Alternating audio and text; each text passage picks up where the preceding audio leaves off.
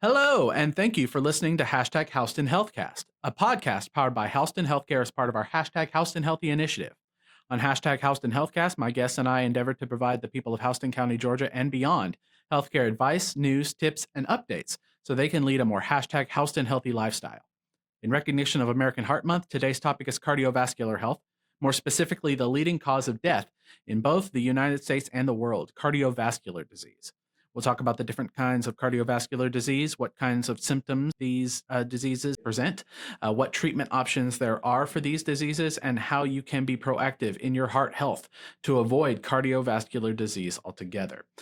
With me today is Dr. Rahil Kazi, a member of our Houston Hospital's Board of Trustees and a cardiologist with us here at Houston Healthcare. How are you doing today? I'm doing great, thank you. Thank you so much for coming on the podcast today. Thank you. Before we get too far into the topic at hand, I like to give our listeners a more in-depth introduction to our guests. So I'd like to ask you a few questions about you, Dr. Kazi. How long have you been a physician? For most of my life. I graduated in 1985, and I've been a physician since then. Since 1985. So how long have you been working in the Houston County area? About 27 years. About 27 years. Why cardiology? Love cardiology. Yeah, I think I can make a difference in people's life. When I was in medical school, people died from heart disease, people had heart attacks, and people heart failure didn't live longer than a few months. Over time, we've come up with treatments, approaches, things where I can tell people we can cut down risk of heart attacks and heart disease significantly. We can make a difference. People with heart attacks, they could go home the next day. So there's a lot we can do for people, which makes it so exciting. Mm-hmm. And then again, you can make a big difference in people's lives, their activities, their lifestyles. So that makes it so exciting to be in cardiology at this time. Sure. So it's a great place to make a big impact. You can, yeah. Yeah. So can you think of a specific example, maybe a moment in your life or a role model that inspired your profession? Well, it all depends on, right from day one, it was easier for me to comprehend and understand basic cardiology, physiology, and anatomy. Okay. So it was more for sort of natural for me. I had to make less effort to do and think in cardiology type of matters. Then a lot matters also is who are your mentors in medical school. Mm-hmm. So I was lucky to have excellent teachers while in medical school and then in training that sort of inspired me to get into cardiology. All right. So you had great teachers that fostered a natural talent. Yep. Makes sense. So tell me about a day in the life of a cardiologist. What does a typical day full of patients look like for you? It's exciting, fun, challenging. You see everything from great to worse. So typically we wake up in the morning, get ready, real excited to have an interesting day. My days typically I start with office practice, which is I get to see people. And I've been in practice for so long where I'm seeing grandchildren of my original patients. That's got to be great. That's very exciting. So before you tell me anything, I know more about them than they know themselves. Once I'm done with them in the afternoon, then I go to hospital, do procedures, which include cardiac caths, peripherals, and I see patients in the hospital. Once we're done with that, then catch up on all this testing, readings we've done, and then get to go home. Somewhere in between, I have incorporated in my schedule hour of exercise, which is the only way I can remember to do it. If I don't have it in my schedule, then it doesn't happen. So it's in my schedule, so I'll get a workout done for an hour or so before I get home. Then once I get home, spend some time with the family, and then after that, back to work, catch up on whatever is left during the daytime. Then basically I'm available for all my patients 24/7. So if I have any calls, any issues, answer the phones. And there are two of us, we cross cover each other. So I'm on call almost every other day. Makes sense. And I hope you guys were paying attention to the part where he said he made sure that there was an hour of his day. And this is a very busy man. He made sure there was an hour of his day to exercise. We talk a lot about exercise, and we'll probably talk about more on this podcast. Just, think that's a good note to make, that even someone as busy as him, who's on his feet all day long, still makes time to do a little exercise. So, um, without further delay, let's get started on the topic at hand. Cardiovascular disease is one of the biggest and definitely one of the most deadly health concerns facing us today. Per the CDC, about 695,000 people in the United States died from heart disease in 2021, and that's 1 in every 5 deaths that year. With those numbers in mind, as we move forward with the conversation, Dr. Kazi, let's start off with the basics. What are the common types of heart diseases you see on a regular basis? And how do they differ from each other? What are some of the risk factors for them? A little bit of an outline. So common that we see in, at least in US, is ischemic heart disease. Ischemic heart disease is someone having a heart attack, someone who's had chest pains, people who have blocked arteries and things like that. Then we see a lot of people who have significant risk factors like diabetes, high blood pressure, obesity, and issues with uh, hypertension, high cholesterol, and all that can result into diabetes, and all that can result into cardiovascular issues. That's quite common. Then we treat a lot of people with hypertension. We treat people with heart failure. We have people with electrical issues. So the way I describe heart is it has plumbing issues, which is the blockages. It has electrical system, which is the electrical system which causes arrhythmias, irregular heartbeats, palpitations. Then it has a pumping action, which is a heart pump. So we treat all three. Okay, makes sense. So when you talk about treatments for these different things, what kind of a treatment plan do you go through with someone, depending on their different state of heart disease? So it depends on what you're treating. So, and then again, at what stage of their disease I'm seeing them. If I see someone who's already had a heart attack, with damage to the heart muscle, they probably have heart failure, so we treat heart failure. If I see someone who hasn't had any heart disease, has multiple heart disease risk factors, so we see them early at that stage, and our goal is to prevent or delay the process of heart disease. If they have irregular heart rhythms and all that, so that's a totally different way of treating them. So based on what stage I get them, and then you treat the problem, you get to know the heart well, then you get into prevention. So you go into private prevention in people who have not had heart disease, who are at risk of having heart disease, or you can treat people with secondary prevention who've already had an event, and the goal is to prevent further events for them. Sure. So, on average, how many people do you see with preventable heart disease states, and how many people would you say it's more genetic or more something that they were predisposed to? So people I see, most of them have already had an event. Okay. But I do emphasize, and one of my main specialties is preventive cardiology. hmm So I see quite a bit of people who have non-events, haven't had any events, have multiple risk factors. They come to see me to help them with prevention of the disease. So I would say about 10 to 15% of people I see they're there for primary prevention, but majority of them already have had events. Makes sense. So, how much of a role does surgery play in the work that you do in cardiology? So surgery could be open heart surgery, which we used to do a lot of those before, which has gone down significantly. hmm Secondary to, we can do most of the work without cutting someone open. We can go in with a small needle, put a small tube in the heart, and do the balloons, put stents, which previously were treated with open heart surgery. Our medical management has become really good for a lot of people, which we were doing open hearts and putting stents in. We can treat them medically. Okay. And then our preventive part is really good. We can start treatment early and prevent a person from going through any surgeries. Okay. That's awesome. So you kind of talked a little bit about advances that have been made in the field of cardiology a little bit to avoid, major surgeries and things like that.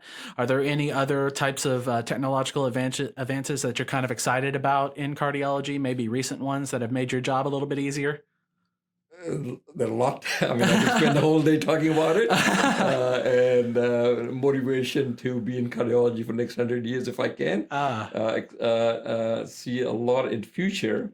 Mhm. So currently, for most of the blocked arteries, we can work with the treatments with medications.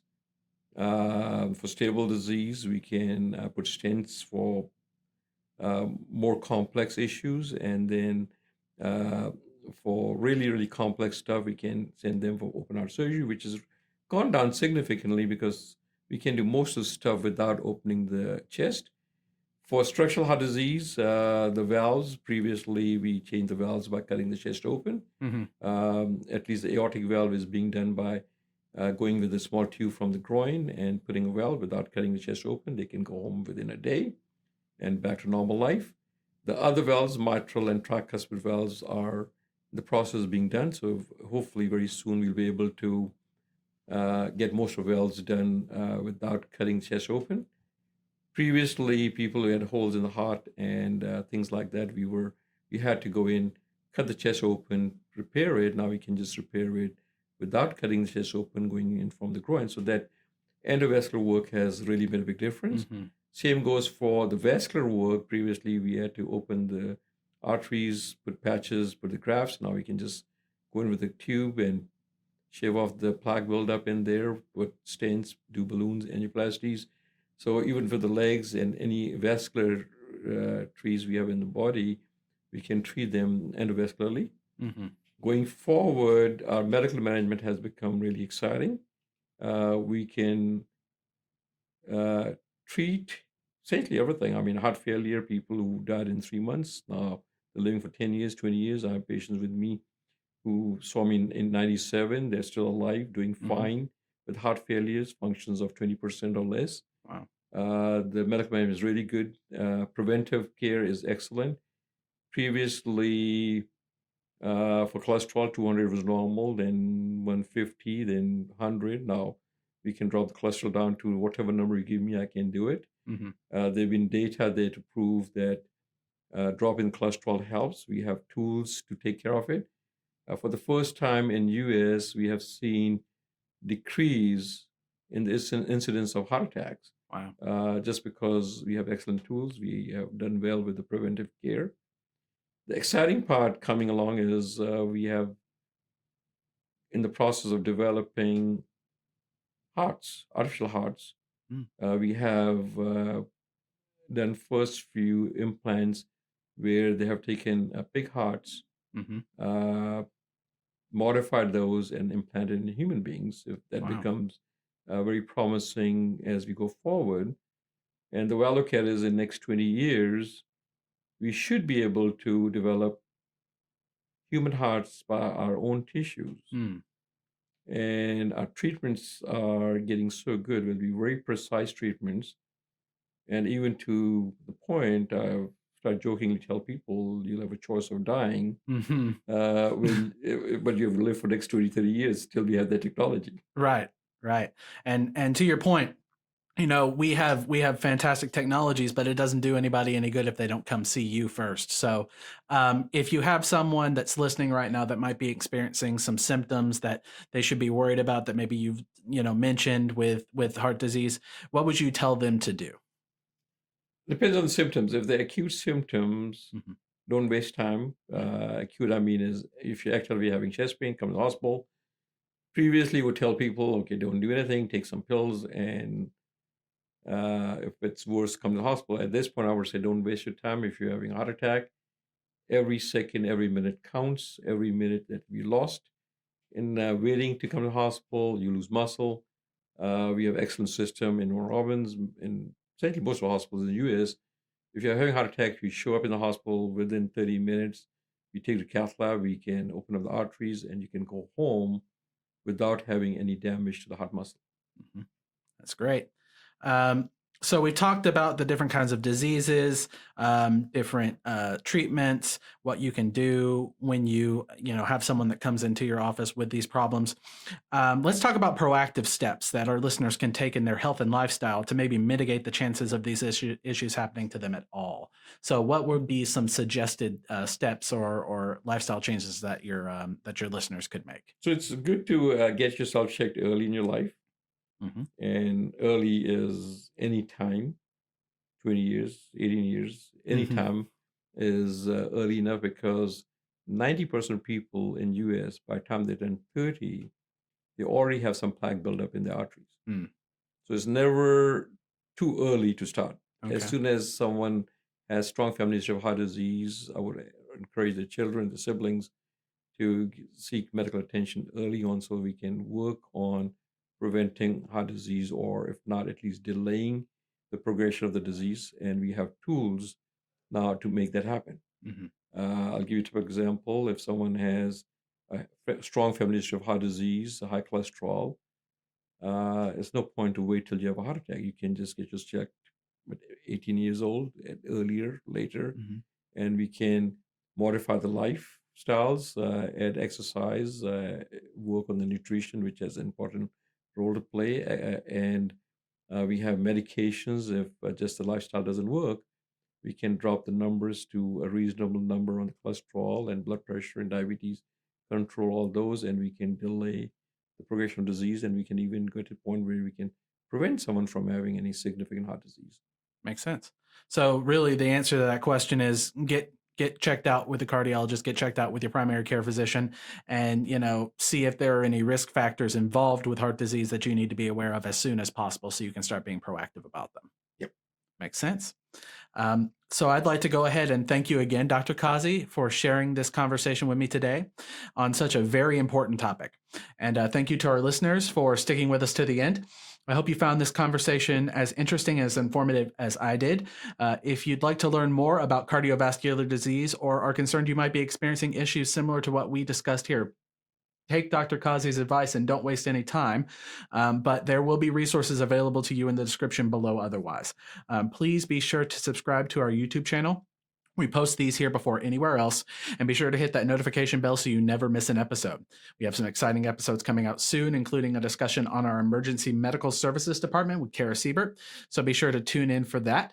If you prefer your podcast on another podcasting app, we have options for you. The links for our active channels will be in the description below. Dr. Kazi, do you have any parting words to share for our listeners? Yep. It's never too early to start prevention. Just simple things. Just walking 2,200 steps a day by itself reduces your risk of having events. Mm-hmm. You can optimize that to walking about 8,800 steps. Eating healthy, Mediterranean diet by itself reduces the risk of heart attack. Consumption of olive oil reduces the risk of events, cardiovascular events, almost 30%. Treating obesity decrease events almost to 50% or more. Diabetes, prevention of that, or treatment of diabetes and having sugars control does reduce events. Sleep hygiene is very important. Exercise, nutrition, not taking stress by itself makes a big difference. And if everyone walks, eats right, doesn't take stress, I will not have a job. Well, we don't want to put you out of a job, but it would be great to at least make your job a little bit less busy. So I want to go ahead and thank you again for the parting words and thank our listeners. And remember to stay #HoustonHealthy.